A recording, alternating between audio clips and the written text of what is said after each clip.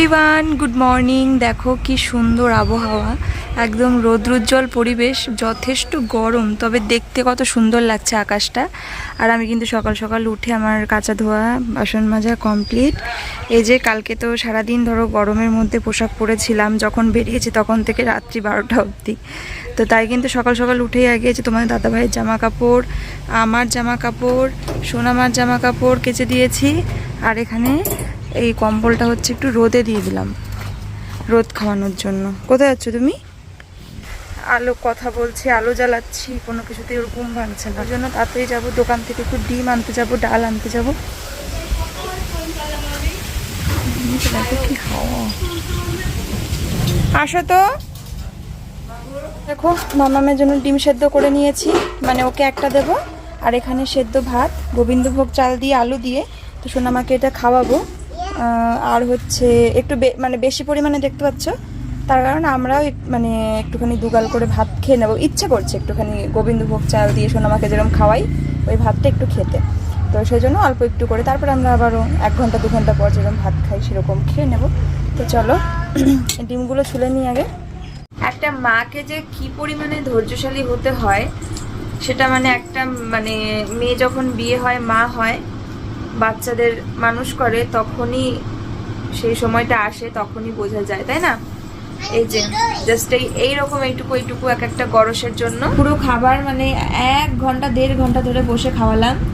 আর এই যে আর এক গরস আছে আলু সেদ্ধ, ডিম সেদ্ধ, ঘি, এইসব খাবার নিয়ে, মানে ওকে নিয়ে খাবার খাওয়াতে খাওয়াতে বসে থাকতে থাকতে ধৈর্য ধরে কোমর ব্যথা হয়ে যায়, মানে কত যে কিছু হয়ে যায়, হাত শুকিয়ে যায়, হাত পুরো চামড়া মানে কুচিয়ে যায় এই খাবার খাওয়াতে খাওয়াতে।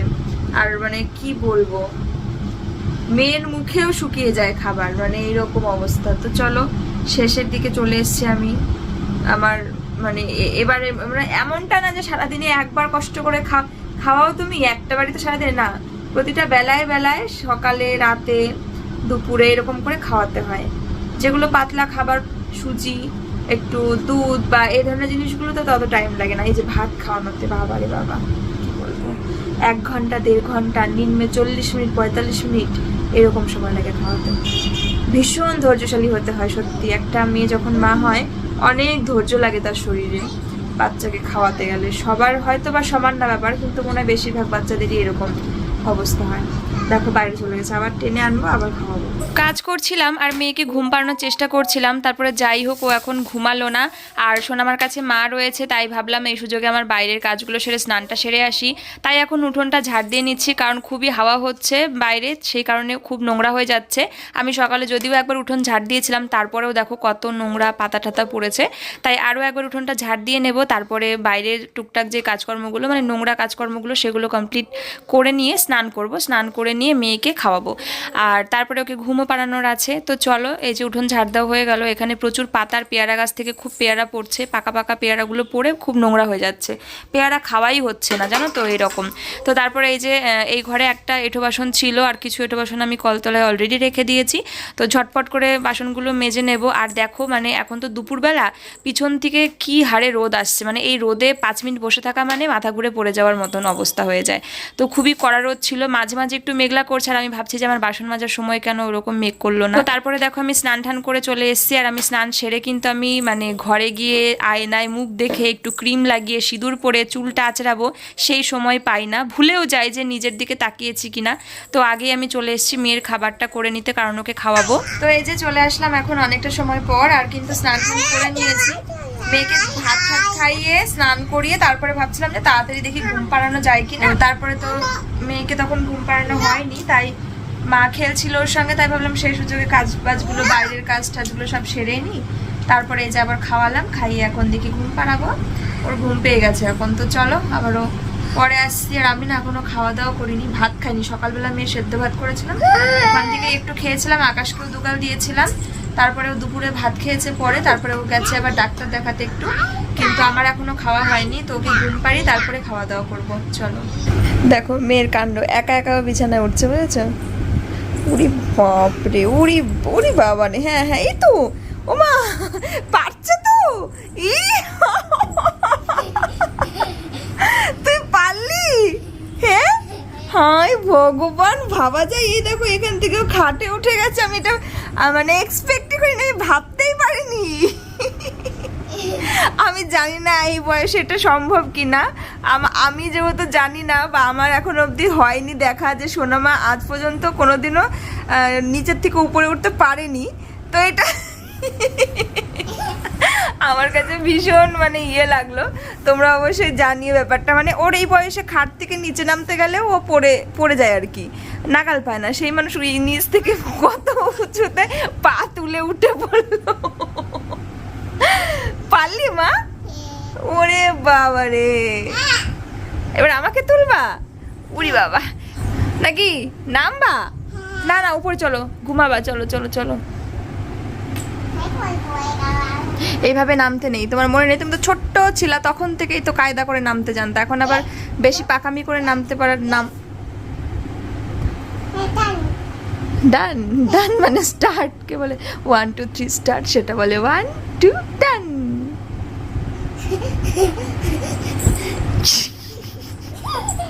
তো কি করে উঠলি মা একা একা? আবার উঠবে একা একা, দেখো পড়ে যাবে মা, আর করবা না। আর একা একা তুমি কিন্তু আর পারছো না, আর হচ্ছে না তো। আগে এক পা উঁচু করতে হবে। হ্যাঁ এবার আমি কি একটা ঠেলা দেবো? নাও ওঠো, ওঠো। একা? আচ্ছা আচ্ছা ঠিক আছে, একা। ওরে বাপরে, একাই তো উঠে গেছে আদর্শিনী। বলছে একা। ঠিক আছে মা, চলো এবারে তুমি কোথায় শোবে? আর না না, এখন এটাই চলবে। তো চলো টাটা। মেয়েকে খাবার খাইয়ে ঘুম পাড়ালাম, তারপরে কিন্তু আমিও কটা ভাত খেয়ে নিলাম। তারপরে আমার জুয়েলারি শ্যুট ছিল, কিছু শ্যুট কমপ্লিট করলাম, কারণ অন্ধকার হয়ে যাচ্ছিল, তখন আর আমি শ্যুট করতে পারিনি। তারপরে মা বলছিল মোচাগুলো ছাড়িয়ে দিতে, তো আমি আরও একটু লেট করলাম, কারণ মাকে বললাম দাঁড়াও আমি একটু আমার কাজটা কমপ্লিট করে নিই। ভিডিও এডিটিংয়ের কিছু কাজ ছিল, যেটা মেয়ে উঠে গেলে আমি আর ভয়েস ওভার করতে পারতাম না, তাই সেই কাজটা কমপ্লিট করে আমি এখন মোচাগুলোও ছাড়িয়ে দিচ্ছি। কারণ এই মোচা ছাড়ানো একটা ভীষণ ধৈর্যের কাজ, ভালো করে মোচা ছাড়ানোটা ভীষণ একটা সময়ের কাজ। আগে আমরা দেখেছি বাড়িতে যখন মা জেঠিমারা মোচা রান্না করতো, মানে মোচা ঘন্ট করতো বা কিছু রেসিপি করতো, আগের দিন এগুলোকে ভালো করে পরিষ্কার করে বেছে রাখতো, পরের দিন রান্না করতো। ওই ভিতরের একটা শক্ত কাঠির মতন থাকে আর একটা খোসার মতন থাকে, সেগুলোকেই বেছে পরিষ্কার করছি। দেখো রাত্রেবেলা কিছু আয়োজন, এই যে এখানে আলু ভাজা করছি, আর এই যে এখানে সবজি দেখছো আলু মিষ্টি কুমড়ো, সোনামার বাবা খিচুড়ি খাবে। আর এখানে যে সবজি একই সেম ছোট ছোট, এটা সোনামার ডালিয়া হবে। আর ভাবলাম আবার খিচুড়ি মানে করতেই হবে, তারপরে ভাবলাম যে চলো একটু গোল গোল করে একটা আলু ভাজা করে দিই। ও গেছিলো ডাক্তার দেখাতে, আবার এমন খাবার চাই যেটা ডাইজেস্ট হবে, তো খিচুড়ি আর কি গলা গলা করে খিচুড়ি করলেও ডাইজেস্টটাও হবে। আজ কিন্তু ভালোই গরম পড়েছিল, আর এই গরমের মধ্যে খিচুড়ি খেলে কিন্তু আরও বেশি গরম লাগবে। তো যাই হোক, বরের জন্য খিচুড়ি রান্না করতে হচ্ছে, 5 ফোড়ন দিয়ে, তার মধ্যে কিছু সবজি ভেজে নিয়ে, চাল ডালটা একটু ভেজে নিয়ে, আর কাঁচা লঙ্কা চেরা, নুন হলুদ, এই তো সাধারণ মশলা এবং সাধারণ উপকরণ দিয়েই আমি খিচুড়ি রান্না করি। তো গোবিন্দভোগ চালের খিচুড়ি রান্না করছি, আর পাশে কিন্তু আমি মেয়ের জন্য ডালিয়াও বসিয়ে দেব। আর ফেসবুক থেকে আমার একজন দিদি ভাই এই পাশে মেয়ের ডালিয়া রান্না আর খিচুড়ি রান্না দুটো আলাদা আলাদা দেখে বলছিলে এই খিচুড়িটাই তো মেয়েকে খাইয়ে দিতে পারতে। তো সেই দিদিভাইয়ের উদ্দেশ্যে বলছি, দেখো খিচুড়িটাতে কিন্তু আমি যথেষ্ট পরিমাণে লঙ্কা চেরা দিয়েছি। আমাদের মধ্যে একটু ঝাল ঝাল খিচুড়ি ছাড়া মিষ্টি মিষ্টি খিচুড়ি বা কম ঝালের খিচুড়ি খুব একটা বেশি পছন্দ করে না। তো সেক্ষেত্রে এত ঝাল পরিমাণে খিচুড়ি মেয়ে কিন্তু খেতে পারতো না, আর যদি আমি খিচুড়িতে ঝাল না দিতাম তাহলে সেটা মানে বর বা বাকি কেউ পছন্দ করতো না। আর সেই কারণেই কিন্তু দুটো আলাদা আলাদা করে করা। আমি যদি মেয়ের জন্য খিচুড়ি করতাম তাও আমার ওর জন্য ঝাল ছাড়া করতে হতো। এদিকে দেখো আমাদের গাছের একদম টাটকা টাটকা সতেজ পুঁই শাকের কয়েকটা কচি পাতা দিয়ে দিলাম। আর রাত করে পুঁই শাক তো খেতে নেই, মানে কোনো শাকই খেতে নেই, তো সেই কারণে আমি কিন্তু বেশি পরিমাণে দেইনি, জাস্ট হাতে গোনা 5-6টা পাতায় দিয়েছি। এটা কিন্তু একটু পরে নিমেষের মধ্যেই হারিয়ে যাবে, খুঁজেও পাওয়া যাবে না। তবে এই হলুদের মধ্যে সবুজ সবুজ পাতাগুলো দেখতে কিন্তু খুবই সুন্দর লাগছিল, একদম হলুদের মধ্যে কমলা সবুজ, এই রঙগুলো দারুণ সুন্দরভাবে ফোটে। যাই হোক, খিচুড়ি কিন্তু আমার অলমোস্ট ডান। তো তোমরা দেখে বলো কেমন লাগছে দেখতে খিচুড়িটা। আর এই যে মানে যখন হয়ে গেছে প্রায়, দেখো কড়াইটা পুরো টুবু টুবু হয়ে গেছে ভরে, আর একটু কম পরিমাণে করলে একদম আমি আরাম করে রান্না করতে পারতাম। যাই হোক, নামানোর আগে একটুখানি চিনি আর কিছুটা ঘি ছড়িয়ে দিলাম, এতে কিন্তু দারুণ সুন্দর একটা গন্ধ আসার। আর বর্ত বলছিল ওর কাছে নাকি ভোগের খিচুড়ির মতন সুস্বাদু লাগছিল আজকের খিচুড়িটা। দেখো এই হচ্ছে আমার মাম্মার ভীষণ ইম্পর্টেন্ট কাজকর্ম। এই কাজটা ছাড়া ও আমার জন্য রান্না করেছো? খাবো? কি রান্না করেছো এটা? হ্যাঁ ঠিক আছে খাই।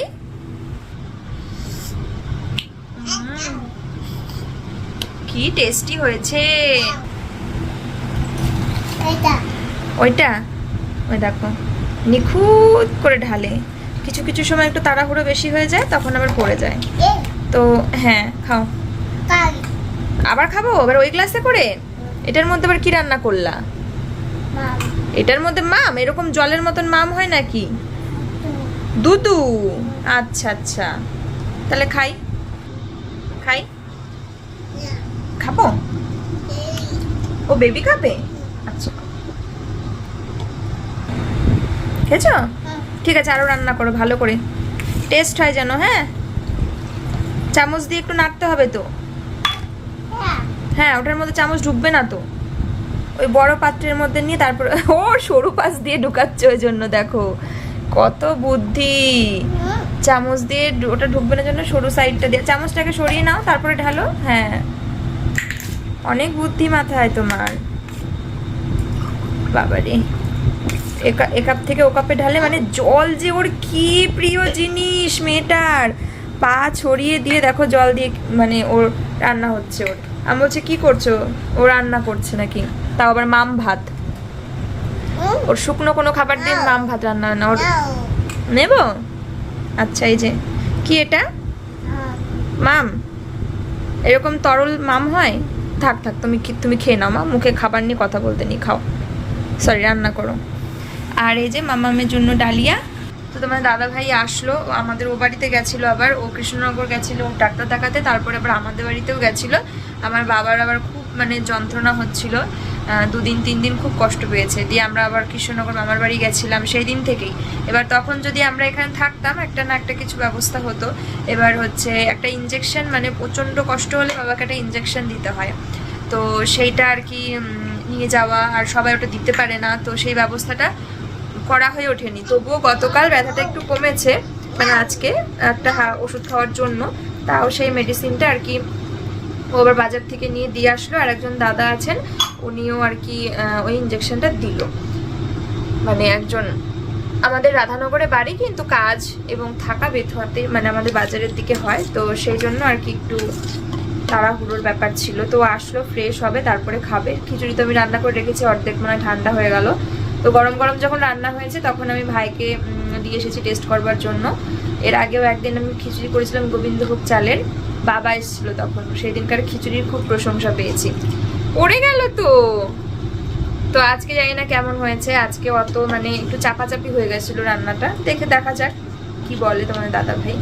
রান্না করলে একটু ভালো করে, মানে সবসময় আমার এরকম মনে হয় যে ভালো করে আমি মানে খুব মন দিয়ে আমি যে কোনো জিনিস করি। এবার কিছু কিছু সময় খুব তাড়াহুড়ো বা অন্যান্য চিন্তা, মানসিক চিন্তা বা শারীরিক অসুস্থতা, সেই ব্যাপারটা আলাদা, কিন্তু রান্নাটা বা যে কোনো জিনিস আমি খুব মনোযোগ সহকারে করি, সেটাকে খুব নিখুঁত এবং ভালো করার চেষ্টা করি, এটাই হচ্ছে কথা।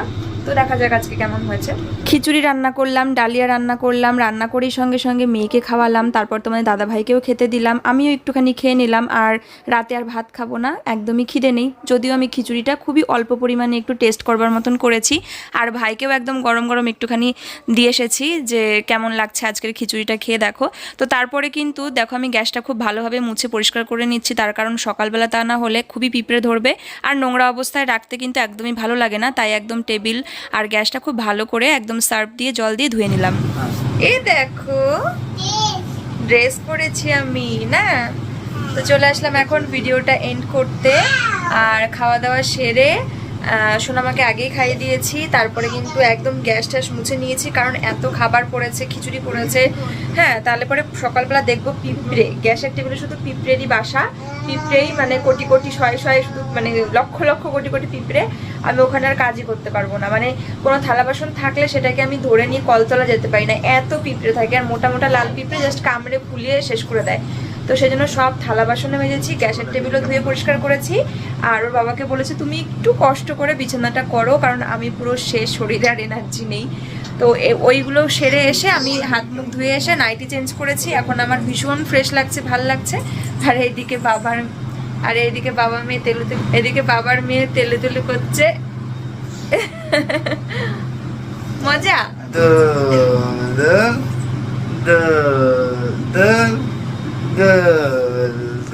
ছোট্ট কুকি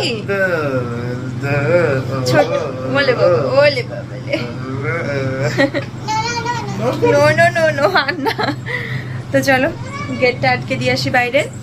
আর ড্রেস নাইটি চেঞ্জ করেছে ওই জন্য বলছে ড্রেস ওয়াও পারেও বটে মেয়েটা। আর ওরই বাবারে মেয়ে যে সাজগোজের প্রতি কি মানে আকর্ষণ সে কি বলবো। এর আগের দিন জুডিওতে গেছিলাম, ওখানে যে নেল পলিশ লিপস্টিকের কালেকশন, বাবা ওখানে কি দাঁড়িয়ে থাকে।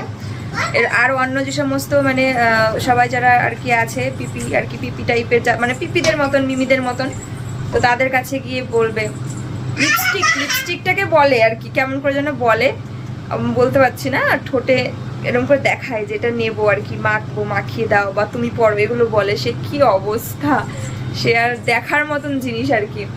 তো যাই হোক চলো। আর খিচুড়ি খেলে না খুব জল তেষ্টা পায়। আমি খুব সামান্য মাত্রই খেয়েছি, মানে ওটুকু খাবারে আমার পেট ভরে না, কিন্তু আমি খুব সামান্য খেয়েছি কিন্তু পেট ভরে গেছে।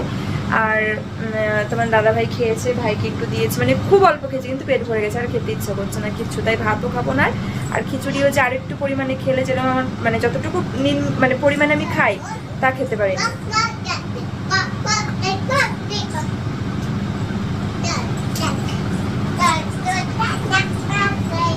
জল খাবো মা? তাহলে চলো আজকের মতন ভিডিওটাকে এখানেই এন্ড করে দিচ্ছি। তোমাদের সঙ্গে দেখা হচ্ছে নতুন একটা ভিডিওতে। সবাই খুব ভালো থেকো, সুস্থ থেকো। চলো টাটা, গুড নাইট।